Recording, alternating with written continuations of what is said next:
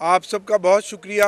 जैसा कि आपने देखा कि आज पंजाब असम्बली का हल्फ का पहला सेशन हुआ, उसमें हमने अपने तमाम तर तहफ़्फ़ुज़ात और ख़दशात का मीडिया के सामने भी इजहार किया और हाउस के अंदर भी हमारे मेंबरान ने इजहार किया।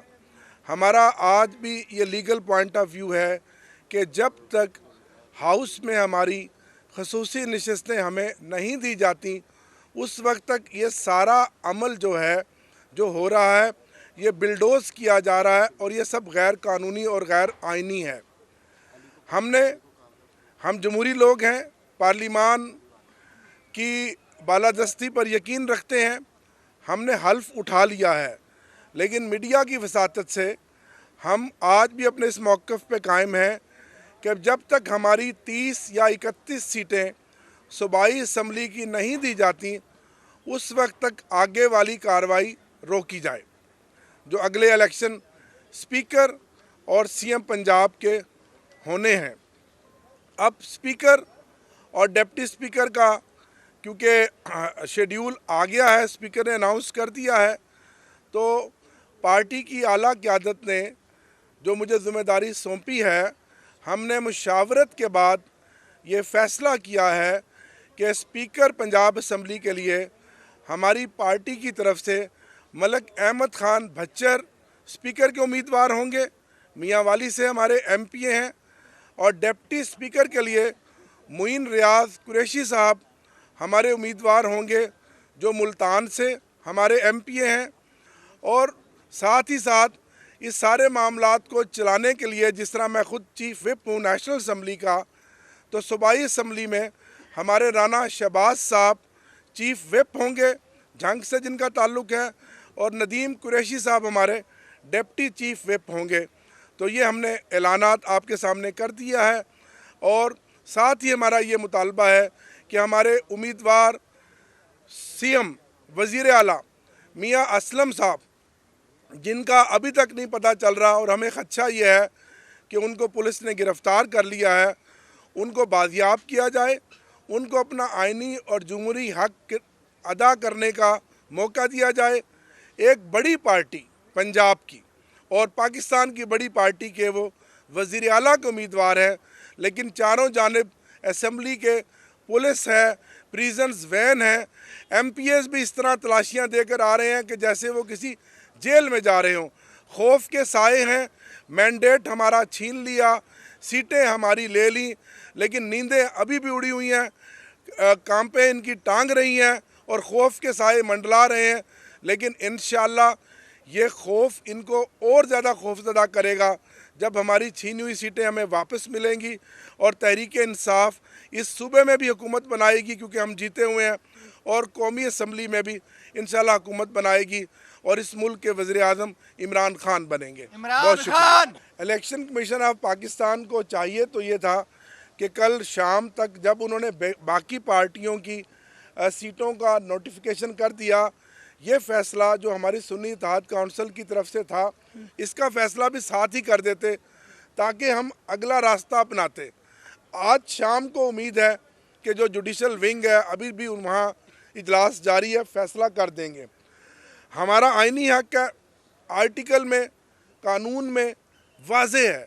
अगर हमें वो सीटें नहीं देते तो फिर अगला जो हमारा कानूनी लायामल है वो हम इख्तियार करेंगे, क्योंकि वो सीटें तो हमें मिलनी है, हमारे उन मेंबरान के अगेंस्ट मिलनी है जो 107 मेंबरान ने SIC की ज्वाइनिंग पेपर जो है अपना फ़ाइल किया है और अपना एफिडेविट दिया है।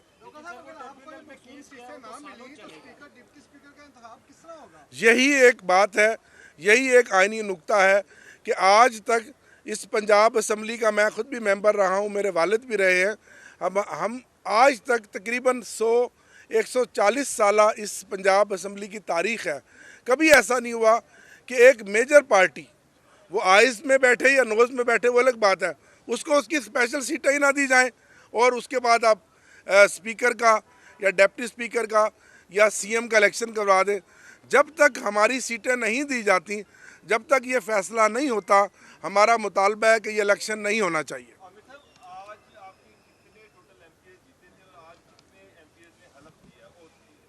अ,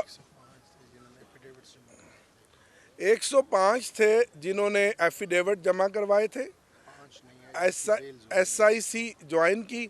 5 मेंबरान आज नहीं आए जो अपनी ज़मानतों के अमल से गुजर रहे हैं, जो बेल्स ले रहे हैं। 100 MPs हमारे यहाँ आज मौजूद थे। तमाम तर प्रेशर, हरबे, तमाम तर जिसको कहते हैं चमक, आप सब समझते हैं, प्रेशर और तमाम हरबों के बावजूद मैं सलाम पेश करता हूं अपने MPs को भी, और ख़ास तौर पर MNAs को, क्योंकि मैं नेशनल असम्बली में होता हूं। नेशनल असम्बली में हमारा सिर्फ एक MNA गया है, वो जो लाहौर से हमारे वसीम कादर बने थे। कोई उसके अलावा कोई एक MNA भी जिनको भारी पैसों की ऑफ़र थी, करोड़ों रुपए की, और तमाम तर हुकूमती ओहदों की ऑफ़र थी, लेकिन वो खान के नज़रिए के साथ डट कर रहे। और ये कामयाबी है इमरान खान की कि जो जेल में बैठा है, कि आज तक एक MNA के अलावा कोई एक बाकी MNA वो नहीं तोड़ सके। और इसी तरह हमारे तकरीबन 97% MPs भी जो मुंतखब हुए थे 8 फरवरी को तहरीक इंसाफ की हमायत से, वो अपनी पार्टी के साथ डट कर साबित कदमी से खड़े हैं।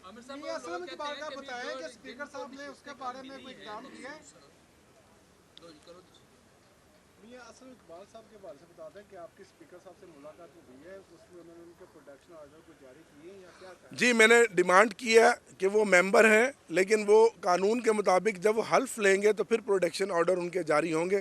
उम्मीद है कि इंशाल्लाह आज किसी वक्त भी या कल, अगर अभी तक तो कोई राब्ता नहीं, अगर वो बाजियाब हो जाते हैं तो वो अपना हल्फ लेंगे, क्योंकि लाहौर शहर की आवाम ने उनको अपना मैंडेट दिया है इस असम्बली में अपना किरदार अदा करने के लिए।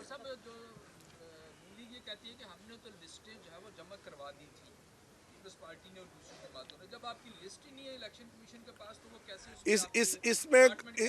इसमें कानून और उसके जिम्मेदार वो कहते हैं कि ईवान को तो नहीं, इसमें कानून में भी गुंजाइश है, और दूसरा प्रेसिडेंट भी ऐसा है।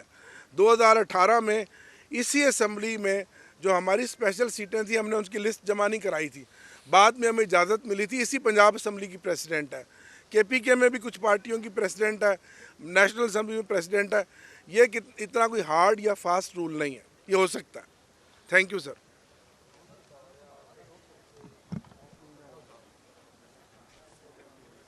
भाई आ जाए